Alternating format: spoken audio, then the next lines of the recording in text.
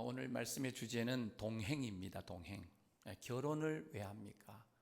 결혼은 평생을 배우자와 동행하며 살겠다라고 결단하고 결혼하는 겁니다.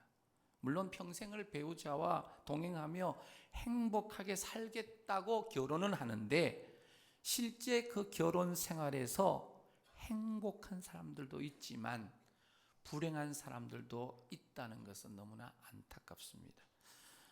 8월 28일 통계청 사회조사 발표를 보면 19세에서 34세 청년들의 그 결혼의식을 조사한 결과가 있습니다. 결혼을 긍정적으로 생각하는 비중이 10년 전과 비교했을 때 20% 이상이 감소한 36.4%로 나타나는데, 미혼 여성의 인식은 남성보다도 15.8%가 낮은 28%로 조사가 되었습니다. 젊은 여성들이 왜 결혼에 대해서 이렇게 소극적일까? 여러 이유가 있겠지만 그 중에 하나가 확신이 없는 겁니다. 어떤 확신이냐면, 이 남자를 만나서 평생 동행하며 함께 살면 정말 내 인생이 행복할 수 있을까라는 확신이 없는 겁니다. 내가 선택하여서 사는 이 사람이 나의 인생에 평생 애물단지 동행이 될지, 아니면 보물단지 동행이 될지 확신이 서지 않아서 모험을 하듯이 내가 굳이 결혼을 하지 않겠다라는 겁니다. 신앙생활도 역시 동행입니다. 누구와의 동행입니까? 바로 하나님 아버지와의 동행입니다. 하나님 아버지와의 동행하는 삶이 행복할 것이라는 확신이 없으면, 우리가 나름 신앙생활을 한다고 해도 하나님과 함께하는 동행이 아니라 형식적인 종교생활이 될 수밖에 없다라는 겁니다. 사랑하는 성도 여러분, 하나님과 동행하는 삶을 살면 행복할까요? 불행할까요? 행복한 줄로 믿습니다. 오늘 본문 말씀에 보면 진정 하나님과 동행한 사람이 등장합니다. 여러분 잘 아시는 인물이지요. 바로 에녹이라고 하는 인물입니다. 에녹. 먼저 이 창세기 4장 5장에 보면 하나님께서는 두 후손의 족보를 대조하고 있습니다. 창세기 4장에는 하나님을 떠나 이 동생 아벨을 죽인 이 가인의 후손의 족보가 등장을 합니다. 그런데 창세기 5장에는 하나님을 사랑하는, 아벨 대신에 하나님이 주셨던 셋의 후손을 선택하셔서 여자의 후손에 대한 약속을 이루어 가시는 것을 이 창세기 5장에서 볼 수가 있습니다. 그래서 창세기 5장에는 10명의 이 구약의 인물의 계보를 기록하고 있습니다. 아담으로부터 셋세로 이어져서 의인으로 인정을 받은 노아에 이르기까지 셋의 족보 10명의 이 선조들의 그 명단을 요약하면서 보여주는 기록입니다. 그런데 이 창세기 5장을 보게 되면 내용이 그래요. 누가 누구를 낳고 몇 년을 살고 죽었더라. 이러면 살고 죽었더라 라는 기록이 무려 8번이나 반복됩니다. 한마디로 말하면 죽음의 행렬이라는 거예요. 이 땅에 사망이 왜 찾아왔습니까? 아담과 하와가 선악과를 따먹는 이 범죄로 인해서 그만 이 땅에 사망이 들어왔어요. 죽음이 지배하는 세상이 되고 말았습니다. 결국 인류는 다 죽게 되어 있다는 거예요. 이것이 인류의 족보이고 인류의 운명입니다. 그런데 죽음이 통치하는 이 세상의 역사에 죽음을 맛보지 않고 하나님께서 데려가신 사람이 등장하는데, 바로 하나님과 동행한 사람, 누굽니까? 에녹이라고 하는 인물이에요. 에녹은 셋의 6대손입니다. 그리고 동시대에 이 가인의 6대손은 라멕이라고 하는, 사실 노아의 아버지도 라멕인데 노아의 아버지 라멕이 아니라 가인의 6대손, 이 에녹 시대와 동시대에 이 인물인데 라멕이라고 하는 창세기 4장 18절에 등장하는 이름입니다. 둘 다 아담으로부터 헤아리면 7대 손이 되는데 선과 악이 완벽하게 구현된 나타난 존재로 대조되고 있습니다. 에녹의 삶을 살 거냐 라멕의 삶을 살 거냐는 거예요. 가인의 6대 손이었던 라멕은 철저히 자기중심적이고 이기적이고 하나님께 반역한 사람입니다. 그런데 이 셋의 6대 손인 에녹은 하나님 중심적인 사람입니다. 가인의 죄가 거대한 이 세상의 조류가 되어서 강력하게 사람들을 타락과 범죄로 휩쓸어가는 그런 상황에서 셋과 그의 후손들은 세상 풍속을 따르지 않고 하나님이 기뻐하시는 삶을 살았다라고 하는 것입니다. 특별히 에녹은 그 동시대에 이 가인의 후예인 라멕의 성공과 영광에 연연하지 않고 하나님의 중심의 삶을 에녹이 살았다는 거예요. 하나님의 뜻을 순종하면서 살았다는 거예요. 그 삶을 성경은 하나님과 동행하는 삶이라고 기록합니다. 아담이 선악과를 따먹는 불순종으로 가져온 육체의 죽음을 에녹은 순종의 하나님과의 동행으로 이 사망을 극복해버리고 죽음을 맛보지 않고 천국으로 영원한 하늘나라로 올라가는 믿음의 영광스러운 승리를 맛보았다는 거예요. 사랑하는 성도 여러분, 오늘 성도의 삶에서 온전함이나 진실성은 구원받은 하나님의 아들, 딸로서 하나님과 동행하는 데에서만 나온다는 사실을 우리가 알아야 됩니다. 그래서 다윗은 시편 26편 1절 이하의 3절 11절에서 하나님과 동행하는 것은 진실하게 행하는 것과 주의 진리의 말씀 안에 행하는 것과 밀접한 관련이 있다라고 시편 26편에서 이야기합니다. 그래서 진실한 이 삶과 말씀을 따라 행하는 것은 관련이 있는데 구약 성경에 나오는 5명의 인물이 있어요. 첫째는 에녹이고요. 둘째는 노아, 그리고 다니엘, 그리고 욥, 그리고 요셉. 이 5명이 진실한 삶의 본보기가 되는 사람들이에요. 그래서 10월 달에 5주 동안 오늘 에녹을 시작으로 해서 노아와 다니엘과 욥과 요셉에 대해서 우리가 살펴보려고 하는데요. 성경에서 에녹은 하나님과 동행한 사람으로 언급된 최초의 인물입니다. 자, 오늘 본문 21절부터 23절을 다시 한번 천천히 우리 함께 읽도록 하겠습니다. 시작. 에녹은 65세에 무드셀라를 낳았고 무드셀라를 낳은 후 300년을 하나님과 동행하며 자녀들을 낳았으며 그는 365세를 살았더라. 에녹이 살았던 시대는 사람들이 이미 땅을 경작하면서 농사를 짓던 시대입니다. 소나 양을 키우는 축산 농가도 있었고요. 성을 쌓으면서 작은 이 도시 문화를 이루었습니다. 수공예품도 만들어서 생활의 편리도 추구했고 다양한 악기를 만들어서 예술과 음악을 사랑했습니다. 그리고 연장 도구들을 만들어서 일의 능률도 이렇게 추구했던 그런 시대입니다. 이런 시대에 에녹이 살고 있었는데 에녹도 이런 세상에 살면서 65세가 되기까지는 평범한 삶을 살았다는 겁니다. 그런데 평범하게 살던 에녹에게 오늘 21절에 보면 에녹이 65세에 무두셀라를 낳았다는 거예요. 65세에. 그리고 무두셀라를 낳은 후에 300년을 하나님과 동행했다라고 기록합니다. 자, 에녹이 이 땅에 머문 전체의 이 기간이 몇 년입니까? 365년이에요. 1년 며칠입니까?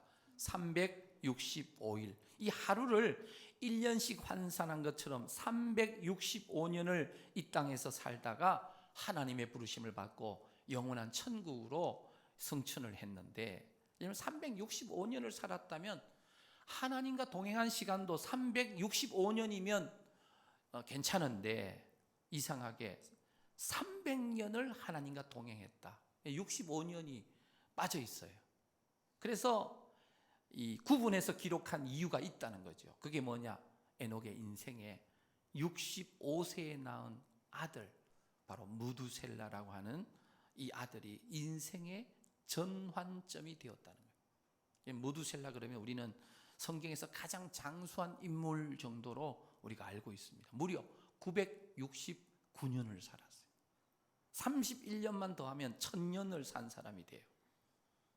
이 사람이 인류 역사에 가장 오래 산 인물인지는 몰라도 적어도 성경에 등장하는 인물 중에는 가장 오래 산 사람이 바로 이 무두셀라예요. 에녹이 65세가 되던 때에 아들 무두셀라가 태어났습니다. 에녹의 이름이 이 원문에 보면 하노크라고 되어 있어요. 히브리 원문에 하노크. 뜻이 뭐냐면 바쳐진 자, 봉헌된 자, 가르치는 자, 증언하는 자, 전파하는 자, 이런 다양한 뜻이 있는 이름입니다. 셋의 후손으로 이 에녹이 이 땅에 태어났을 때 하나님께서 에녹이라는 이름을 주셨을 때 그 이름에 이미 부여된 사명이 있었다는 거예요. 그 사명이 뭐냐? 하나님의 영광과 하나님의 이름을 증언하고 가르치고 전파하는 자로 바쳐져 있는 사명을 가진 자로 살아야만 했습니다. 그런데 에녹이 적어도 65세가 되는 때까지는 이 이름에 걸맞는 사명을 수행하면서 살아야 되는데 그렇게 살지 못했던 것 같습니다. 그냥 남들이 사는 것처럼 평범한 일상을 살아가고 있었는데 그렇게 살아가고 있던 65세가 되던 어느 날 에녹에게 하나님께서 아들을 주신 거예요. 그런데 이 아들의 이름이 심상치가 않았습니다. 이 아들의 이름이 바로 무두셀라예요. 이 무두셀라는 원문을 그대로 번역하면 창을 던지는 사람. 여러분 창 아시죠? 전쟁터에 있어서는 창을 던지는 사람. 고대 이 사회에서 부족끼리 싸움을 할 때에 그 마을에서 창을 가장 잘 던지는 사람이 마을 입구에서 서 있다가 쳐들어오는 적군을 향해서 가지고 있던 창을 던져서 물리쳤다고 합니다. 그런데 창을 던지는 사람이 여차 잘못해서 죽임을 당하면 그 성은, 그 마을은 함락되고 불에 타 없어졌기 때문에 무두셀라, 이 창을 던지는 사람이라는 이름에는 그가 죽으면 심판이 온다라는 의미가 따라오게 된 것입니다. 그래서 이 무두셀라라고 하는 이름을 가진 아들을 얻었을 때 에녹에게 인생의 전환점을 맞이하는 계기가 되었다는 거예요. 아들 무두셀라가 죽으면 이 땅에 심판이 온다. 이 메시지를 받았기 때문에 에녹은 하나님과 동행할 수밖에 없었다라는 겁니다. 에녹이 밤에 잠을 자고 일어나면 가장 먼저 누구한테 달려갈까요? 아들한테 달려가죠. 왜? 아들이 죽으면 뭐가 온다고요? 심판이 오기 때문에. 그래서 이 무두셀라가 죽으면 심판이 온다는 메시지를 받았기 때문에 계속해서 하나님과 동행할 수밖에 없었다. 에녹이 무두셀라를 낳기 전에는 하나님과 동행했다는 말이 성경에 나오지 않습니다. 하나님께서 이 땅을 심판하신다는 메시지를 아들의 출생을 통해서 듣고 자신을 새롭게 변화시킨 겁니다. 무두셀라의 죽은 후에 심판이 있다는 사실은 사실 부담스러운 소식이었지만 사랑하는 자녀들이, 무두셀라를 포함한 사랑하는 자녀들이 하나님의 심판대 앞에 섰을 때 영원한 형벌에 처하여지지 않도록 주님 안에서 나의 자녀들과 내 가족들을 잘 케어할 수밖에 없는, 양육할 수밖에 없는 그런 상태가 되었다는 거예요. 사랑하는 성도 여러분, 우리에게도 분명히 하나님이 예비하신 심판이 있습니다. 예수 그리스도 재림하실 때에 분명히 양과 염소를 가르는, 알곡과 이 가라지를 가르는 심판이 있다라고 말해요. 이 심판이 있음을 알 때 우리는 하루하루 삶을 숙연하게 하나님 앞에서 두렵고 떨리는 마음으로 하나님과 동행하며 살 수밖에 없다는 사실을 우리는 잘 알고 있습니다. 그러면 동행의 성경적 의미는 뭐냐는 겁니다. 우리가 보통 동행한다 그러면 함께 여행을 가거나 길을 걷는 정도를 가지고 동행한다로 이해할 때가 많아요. 물론 성경 원문에서 이 동행은 같이 길을 걷는다라는 의미도 분명히 있습니다. 그런데 사실은 하나님께서 이 성경에 동행이라는 의미를 주셨을 때는 하나님께서 우리를 앞에 세우시고 우리의 등을 떠밀어서 가고 계신다라는 의미가 있어요.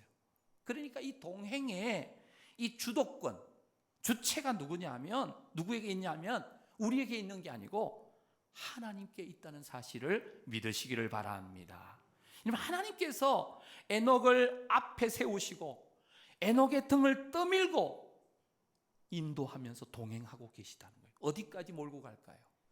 영원한 저 천국까지, 약속의 땅, 젖과 꿀이 흐르는 가나안 땅까지. 마치 목자가 푸른 풀밭과 맑은 시냇물가로 양을 몰아서 가듯이 전능하신 하나님 아버지께서 우리를 앞세우시고 우리를 등 떠밀어서 동행하고 계시는다는 사실을 믿으시기를 바랍니다. 오늘 이 에녹과 같이 일방적으로 하나님께서 찾아오시는 사건으로부터 바로 동행은 시작이 됩니다. 하나님께서 나를 찾아오셔야 돼요. 하나님께서 나와 동행하신다는 말은 모든 주도권이, 모든 주권이 하나님의 손에 있다는 거예요. 그래서 에녹은 이때부터 하나님과 동행하지 않을 수 없는 인생으로 몰리면서 하나님의 선하심 이끌림을 받게 되었다는 거예요. 그래서 에녹은 65세에 무두셀라를 낳은 사건이 하나님과 동행하는 삶을 살게 되는 결정적 그런 원인, 이 전환점이 되었다는 것을 우리는 잘 알 수가 있습니다. 자, 하나님과 동행하면서 살아가던 어느 날입니다. 하나님께서 에녹을 부르셨습니다. 그것도 죽음을 건너뛰어 살아있는 채로 하나님께서 바로 에녹을 하늘나라로 불러올리신 거예요. 놀라운 일이 아닐 수가 없습니다. 창세기 5장 오늘 본문 24절입니다. 우리 함께 읽겠습니다. 시작. 에녹이 하나님과 동행하더니 하나님이 그를 데려가심으로 세상에 있지 아니하였더라. 하나님과 에녹이 동행했는데 하나님께서 그를 데려가심으로 어디에 있지 않다고요? 세상에 있지 아니하였더라. 사람은 누구나 천국을 가려면 죽음의 강을 건너야만 새하늘과 새 땅에 들어갈 수가 있습니다. 하지만 에녹은 이 죽음을 맛보지 않고 살아있는 그대로 하나님께서 데려가셨다라고 분명히 말씀합니다. 하늘나라 올라간 거예요. 성경은 에녹처럼 살아있는 채로 하나님께 간 또 한 사람이 소개되죠. 누굽니까? 바로 엘리야 선지자예요. 엘리야 선지자도 에녹처럼 하나님과 동행하다가 하나님께 이끌림을 받다가 하나님께로 죽음을 맛보지 않고 올라간 사람입니다. 하나님께서 에녹과 또 이 엘리야의 그 하나님과 동행하고 성천한 이 말씀을 통해서 우리에게 무슨 계시를 주실까요? 하나님께서 얼마나 저들을 사랑했기에 죽음의 문을 통과하지 않고 부르셨을까? 저도 이 말씀 준비하면서 에녹과 엘리야가 부럽더라고요. 그런데 문득 그런 생각이 들어요. 오늘 우리도 하나님의 정하신 때가 되면 하나님께서 우리를 영원한 천국으로 인도해 주실 줄로 믿습니다. 찬송가 430장에 보면 우리가 많이 부르는 찬양이 있어요. 주와 같이 길 가는 것 즐거운 일 아닌가. 우리 주님 걸어가신 발자취를 밟겠네. 2절에 보면 어린아이 같은 우리 미련하고 약하나, 여기 보면 주의 손에 이끌려, 오늘 주의 손에 이끌려서 주님과 동행하면서 생명길을 걸어가는 우리 모두가 되시기를 간절히 소망합니다. 4절에 보면 이런 찬양이 있죠. 우리 함께 찬양합니다. 옛 선지자 에녹같이 우리들도 천국에 들려 올라갈 때까지 주와 같이 걷겠네. 한 걸음 한 걸음 주 예수와 함께 날마다 날마다 우리 걸어가리.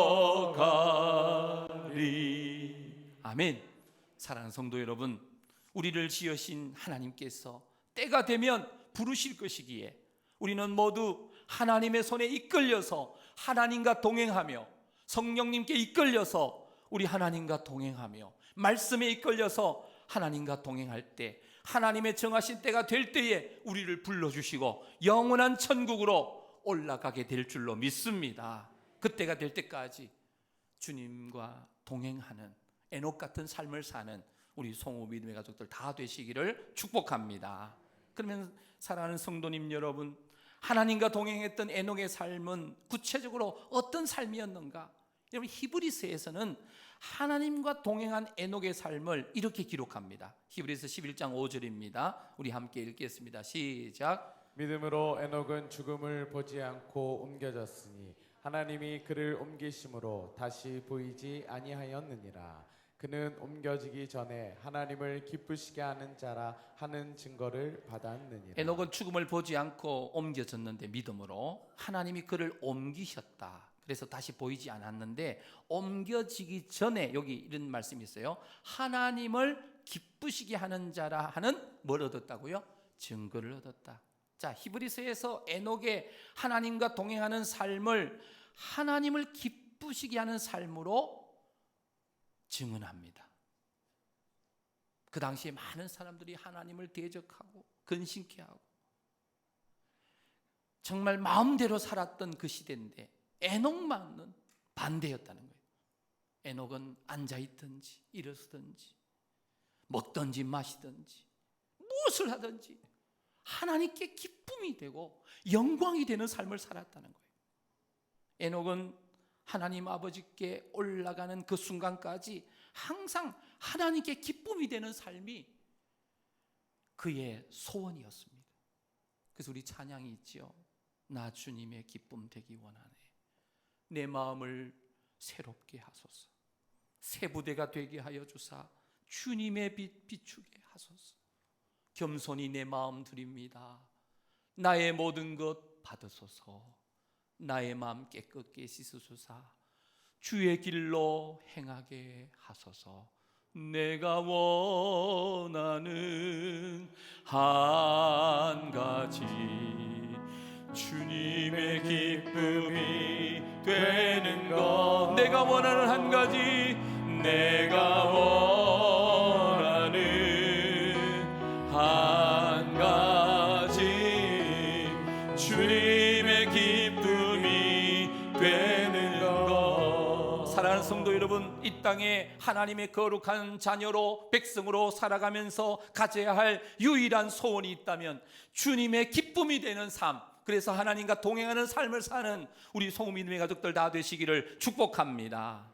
에녹은 어떻게 살았기에 하나님을 기쁘시게 하는, 하나님과 동행하는 삶을 살았는가? 먼저 경건한 삶을 살았다는 거예요. 유다서의 에녹에 대해서 이렇게 기록하고 있습니다. 유다서 1장 14절 15절 말씀입니다. 아담의 7대손 에녹이 이 사람들에 대하여도 예언하여 이르되, 여기 보면 아담의 7대손 에녹이 예언했대요. 보라, 주께서 그 수만의 거룩한 자와 함께 임하셨나니 이는 뭇 사람을 심판하사 모든 경건하지 않는 자가 경건하지 않게 행한 모든 경건하지 않은 일과 경건하지 않는 죄인들이 주를 거슬러 한 모든 완악한 말로 말미암아 그들을 정죄하려 하심이라. 무슨 말씀이냐면 유다는 아담의 이 7대손 에녹이 하나님과 동행하면서 장차 임할 심판을 예언했던 사실을 기록하면서 주님의 때도 그렇다라는 겁니다. 에녹이 살았던 시대나 또 유다가 이 예언서, 이 서신서를 기록할 때나 사람들이 어떻게 살았느냐? 경건치 않게 살았다는 거예요. 하나님과 원수가 되고 육신의 소욕대로 안목의 정욕을 따라 자신이 마음대로 온갖 더럽고 추악한 탐심을 행하면서 살았다는 거예요.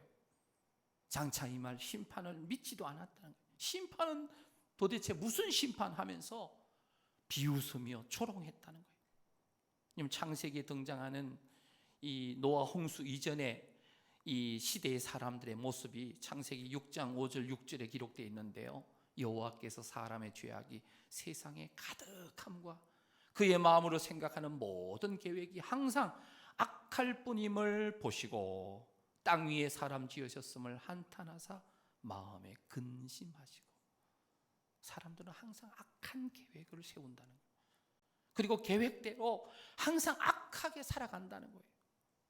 유다 시대도 에녹 시대와 다를 바가 없었습니다. 유다 시대의 모습을 유다서 1장 16절에서 이렇게 기록합니다. 이 사람들은 원망하며 하는 자며 불만을 토하는 자며 그 정욕대로 행하는 자라. 여기 보면 유다 시대 사람들이 입에 달린 게 원망, 불평, 불만이라는 거예요.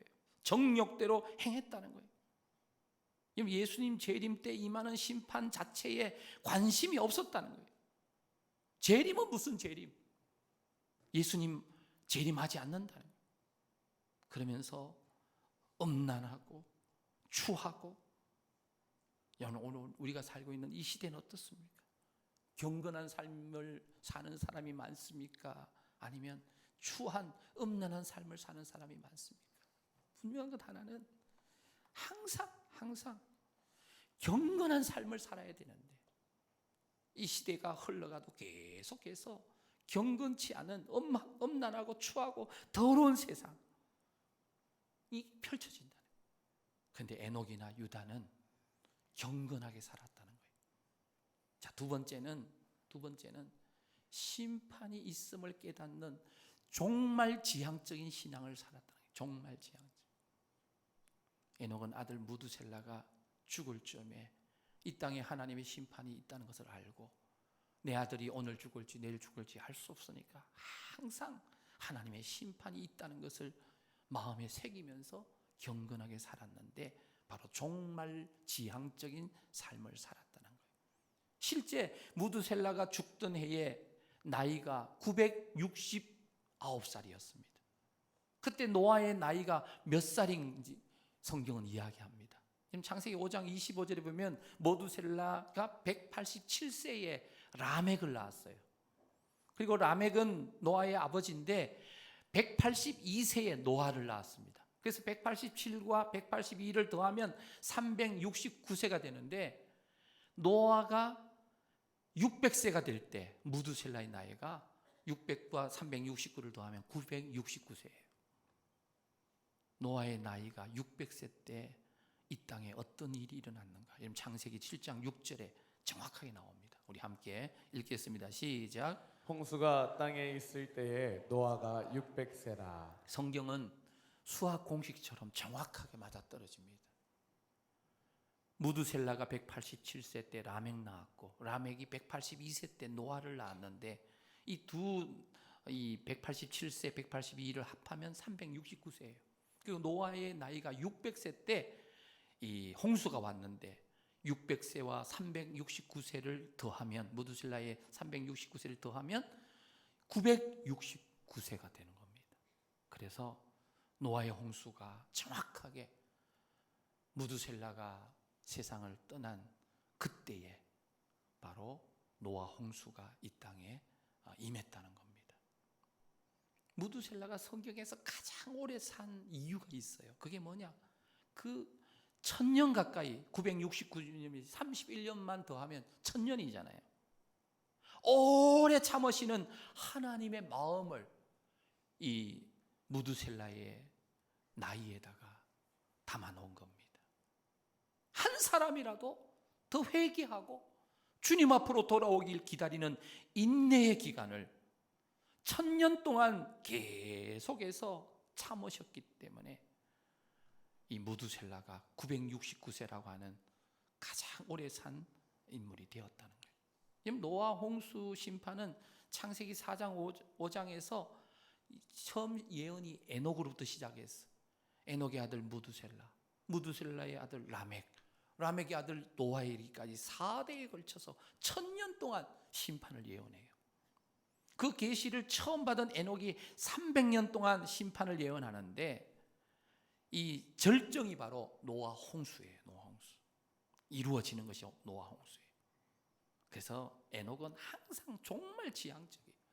오늘이 내 인생의 마지막 날이냐, 하나님 앞에서 두렵고 떨리는 마음, 말씀 따라 하나님께서 등 떠미시는 대로 성령의 인도하심 따라 하나님과 동행하는 삶을 살았는데 하나님께서 이런 에녹의 모습을 기뻐하셨다는 거예요. 사랑하는 성도 여러분, 오늘 이 자리에 참여하신 우리 모든 성도님들, 철저하게 내 인생 오늘이 마지막 날인 양 정말 지향적인 삶으로 주님을 만날 준비를 하면서 하나님을 기쁘시게 하는 삶을, 하나님과 동행하는 삶을 살게 되시기를 주님의 이름으로 축원합니다. 그리고 마지막 한 가지는 하나님을 대적하는 그 시대에 이 하나님을 배역하는 문화에 이 저항하는 삶의 예배자로 살았다는 거예요. 그 시대에 이 시대의 문화가 계속해서 하나님을 대항하는 거예요. 한 남자와 한 여자가 결혼하는 일부 일처제를 하나님 만드셨는데 일부 다처제를 시행합니다. 그리고 자신이 받은 상처 때문에 어떤 고통 때문에 사람을 너무 가볍게 죽이는 겁니다. 살인이 일어났다는 거예요. 그런데 에녹은 하나님을 대적하는 세상 문화와 맞서서 역행자로 삶의 예배자로 살았다는 거예요. 그래서 누가 뭐라고 하든지 하나님을 거부하는 세상 문화를 에녹은 거절했다는 거예요. 에녹의 이 모습을 하나님께서 기뻐하셨다는 거예요. 로마서 12장 1절 이하에 보면 그러므로 형제들아 내가 하나님의 모든 자비하심으로 너희를 권하니 너희 몸을 하나님이 기뻐하시는 거룩한 산 제물로 드리라. 이는 너희가 드릴 영적 예배니라. 2절 함께 읽겠습니다. 시작. 너희는 이 세대를 본받지 말고 오직 마음을 새롭게 함으로 변화를 받아 하나님의 선하시고 기뻐하시고 온전하신 뜻이 무엇인지 분별하도록 하라. 아멘. 사랑하는 성도 여러분, 이 세대를 우리가 본받으면 안 돼요. 하나님을 대항하는 세대. 어쩌면 에녹 시대보다도 유다가 예언했던 2000년 시대보다도 오늘 이 시대가 더욱 악합니다. 창조의 섭리를 거역하는 세상, 동성애가 만연합니다. 파괴된 가정이 많습니다. 자신의 정욕을 풀기 위해서 사람을 죽이는 일이 너무나 쉽게 자행되는 그런 세상입니다. 불의가 난무하고 불법이 판을 치는 이런 시대. 디모데후서의 3장 2절 이하에 나오는 말세의 때에 일어나는 현상이 그대로 일어나는 거예요. 사람들이 자기를 사랑하고 돈 사랑하고 자랑하고 교만하고 비방하고 부모를 거역하고 감사하지 아니하고 거룩하지 아니하고 무정하고 원통함을 풀지 않고 모함하고 절제하지 못하고 사납고 선한 것을 좋아하지 않고 배신하고 조급하고 자만하고 쾌락을 사랑하기를 하나님 사랑하는 것보다 더하고 5절 말씀 경건의 모양은 있으나 경건의 능력은 부인하는 자는 이 같은 자들에게서 뭐 하라고요? 내가 돌아서라는 거예요. 자, 이런 세상에서 성도된 우리는 어떻게 살아야 됩니까? 하나님과 동행한 에녹의 삶이 어떻게 살아야 할지를 우리에게 보여줍니다. 하나님 앞에서 온전하여야 된다는 거예요. 온전한 삶을 살아야 된다는 거예요. 성경에서 하나님 앞에서 온전하게 위해서 몸부림쳤던 믿음의 사람들이 많이 등장하는데요. 대표적인 인물은 욥기서 2장 3절에 보면 욥이라고 하는 인물이에요. 이 여호와께서 사탄에게 이르시되 내가 내 종 욥을 주의하여 보았느냐. 그와 같이 온전하고 정직하여 하나님을 경외하며 악에서 떠난 자가 세상에 없느니라. 욥을 온전한 사람이라고 그랬어요. 욥은 하나님이 인정한 온전한 사람이에요. 우리도 성령 하나님의 도우심으로 하나님 앞에서 이끌려서 말씀에 이끌려서 성령의 도우심으로 온전한 삶을 사는 우리 모두가 되시기를 축복합니다. 다윗은 많은 죄를 지었지만 하나님 앞에서 바로 서려고 회개하면서 몸부림치면서 고백합니다. 시편 26편 1절 이하에 보면 내가 나의 완전함에 행하여 싸우며 흔들리지 아니하고 여호와를 의지하여 싸우니 여호와여 나를 판단하소서.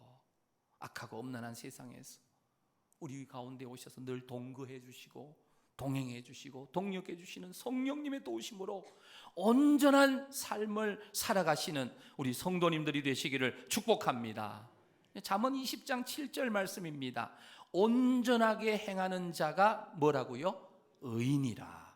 그의 후손에게 뭐가 있다? 복이 있느니라. 여러분 성령에 이끌리시고 말씀에 이끌리고 하나님의 도우심으로 또 하나님과 동행함으로 온전하게 행하는 자가 되므로 후손들에게 하나님이 주시는 복이 이어지는 우리 성도님들의 가정이 되시기를 축복합니다. 그리고 마지막 한 가지요. 하나님을 거부하는 세상과 당당하게 맞서야 됩니다. 예수 믿는 것을 세상에서 숨기지 마십시오. 죄 많은 세상에 기준점이 되는 우리 성도님들이 되시기를 바랍니다. 그래서 죄 짓던 사람들이 우리 성도님들을 보고 죄를 짓는 것을 멈추게 해줘야 됩니다. 사랑하는 성도 여러분, 하나님 없이 살아가는 가인의 후예로 살 것인지, 라멕처럼 잔인하게 사람을 죽이고 악행으로 살아갈 것인지, 아니면 에녹처럼 하나님과 동행하면서 하나님을 기쁘시게 하다가 영원한 저 천국에 들어가는 그런 삶을 살 것인지 오늘 우리에게 말씀하고 있습니다. 에녹 시대뿐만 아닙니다. 이 시대에도 하나님의 진노와 심판이 예정되어 있습니다. 어쩌면 하나님의 시계가 오늘 이 시대는 더 빨리 돌아갈 수도 있습니다. 악한 자의 종말이 우리도 생각지 못한 시간에 빨리 올 수가 있다는 거예요. 우리의 날이 언제인지 알 수가 없어요. 잠시 잠깐 뒤에 일어날 일들도 우리가 알 수가 없는 거예요. 그렇기 때문에 우리는 날마다 순간순간이 내 인생의 마지막 날이냐, 마지막 순간이냐, 하나님 앞에서 두렵고 떨리는 마음으로 말씀에 이끌리고 성령에 이끌려서 하나님과 동행하는 삶을 살아야 될 줄로 믿습니다. 기억하십시오. 예수 그리스도의 의의 옷, 가죽 옷을 입혀주신 그런 성도는 하나님의 은혜의 옷을 입었기 때문에 심판의 날에 심판에 이르지 아니하고 하나님께서 예비하신 영원한 저 천국을 기업으로 얻게 되는 줄로 믿습니다. 오늘 이 시대에도 하나님께서는 에녹처럼 하나님과 동행하는 그런 사람들을, 성도들을 찾고 계시는 줄로 믿습니다. 예수 믿는 모든 성도들은 이 시대의 에녹과 같습니다. 진짜 예수님을 제대로 믿는 사람은 이 시대의 에녹처럼 많은 사람들에게 하나님의 심판이 있다는 것을 알리는 예언자적인 삶을 살아야 됩니다. 하나님께서 나에게 맡긴 자리에서 에녹처럼 하나님의 예언자로, 하나님의 나팔수로 세상을 향하는 경고판으로, 표지판으로 또 기준을 제시하는 그러한 삶을 우리 모두가 살아야 될 줄로 믿습니다. 사랑하는 성도 여러분, 말씀을 맺습니다. 불의가 가득한 이 세상에서 에녹처럼 하나님과 동행하는 삶을 사시기를 축복합니다. 하나님을 기쁘시게 하는 삶을 살게 되시기를 축복합니다. 주님의 심판의 때가 가깝습니다. 언젠가 우리는 모두 하나님 앞에 서게 될 것입니다. 그날을 항상 마음에 새기면서 매일 마지막 날인 것처럼 매일매일이 오늘이 내 인생의 마지막 날인 것처럼 나를 움직이는 하나님의 말씀과 성령님께 이끌려서 고단한 인생길이지만 내 마음을 아시는 주님의 뜻을 알고 인생길 여정을 에녹처럼 하나님과 동행하는 삶을 살아가게 되시기를 축복합니다. 매일매일 주의 뜻을 따라 에녹처럼 하나님과 동행하며 하나님을 기쁘시게 하는 삶을 사시기를 축복합니다. 악행하는 시대지만 예수 그리스도를 믿는 믿음으로 하나님과 동행하면서 하나님께 영광 올려드리는 삶을 살아드리는 우리 성우 믿음의 가족들 다 되시기를 주님의 이름으로 축원합니다.